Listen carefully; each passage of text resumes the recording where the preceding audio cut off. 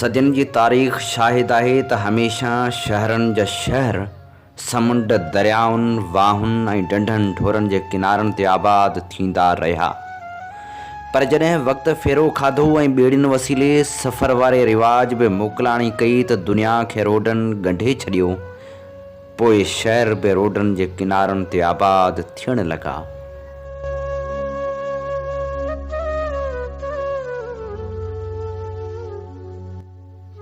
बहराड़ी में रहंदड़ माण्हुनि वरी बि पाणी खे तरजीह ॾिनी। सदियुनि जे सफ़र में क़दीम वसंदनि जी आबादी त ज़रूरु वधी, पर उहा वक़्त ऐं हालतनि आधार पाण में तब्दीलियूं आणे न सघी। उन्हनि खे इन ख़दशे जी परोड़ कॾहिं बि न पइजी सघी त हूअ पंहिंजी धरती तां धारिया थी धिकजी वेंदा। हिकु पासे जिते बेहरिया टाउन खां वेंदे ज़ुल्फ़कार आबाद ताईं जड़नि मनसूबनि वसीले सिंध जी ज़मीन ते वालार कई वई, त वरी ॿिए पासे हद दख़लनि जी आड़ में कयल ऑपरेशन केतिरनि ई माण्हुनि खे बेघर बणाए छॾियो।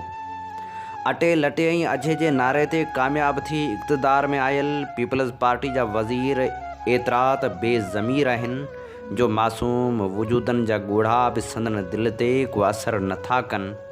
उहे मासूम ॿारड़ा जिन जे साम्हूं संदन घरनि खे उजाड़ियो वियो, तिन जे आहिनि में एॾो त दर्द समायल आहे जो जेको बि ॿुधे थो उन्हनि जे अखियुनि में ॻोढ़ा तरी था अचनि।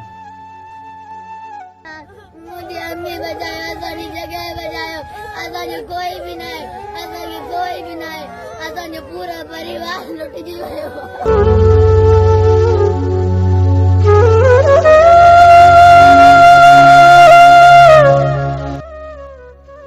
सुवाल इहो बि अहम आहे त आख़िर सरकारी ज़मीननि ते कब्ज़ा कीअं थिया? छा इहो सरकार जे आशीर्वाद खां सवाइ मुमकिन आहे? छा सरकार पाण में मौजूदु उन्हनि कारियुनि रीढनि खे सरेआम सज़ाऊं ॾेई सघंदी जिन ज़मीननि ते कब्ज़ो करे पैसनि एवज़ मिसकिन माण्हुनि खे विकिणी ॾिनियूं?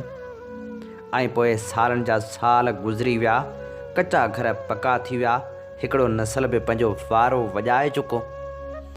सिंध जे वाहन जे किनारनि ते बीठल वणनि जे वढजण जा पेरा बि इख़्तियार धणियुनि ॾे वञनि था। हद दख़लियूं हटाइण लाइ समूरी ताक़त इस्तेमालु कंदड़ छा वणनि खे वढींदड़नि ख़िलाफ़ कार्रवाई करे सघंदा? मञूं था त अदालती हुकुम तहत हद दख़लनि ख़िलाफ़ ऑपरेशन कयो पियो वञे, पर छा मुतासिरनि खे मुतबादिल रिहाइश ॾियण वारे हुकुम ते अमल थी सघियो आहे? मञूं था त कानून कंहिंजी ज़मीन ते कब्ज़े जी इजाज़त नथो ॾिए, पर छा कानून सिंध जूं ज़मीनूं मल्क रियाज़ कश्मीरियुनि ऐं ज़ुल्फ़कार आबाद मनसूबे लाइ ॾियण जी इजाज़त ॾिए थो? पाण सम्झूं था त उहो वक़्तु परे नाहे जंहिं लाइ फैज़ अहमद फैज़ चयो हो, दरबार वतन में जब एक दिन सब जाने वाले जाएंगे, कुछ अपनी सज़ा को पहुँचेंगे, कुछ अपनी जज़ा ले जाएंगे। एक खाक नशीनो उठ बैठो, वो वक्त करीब आ पहुँचा है, जब तख्त गिराए जाएंगे, जब ताज उछाले जाएंगे।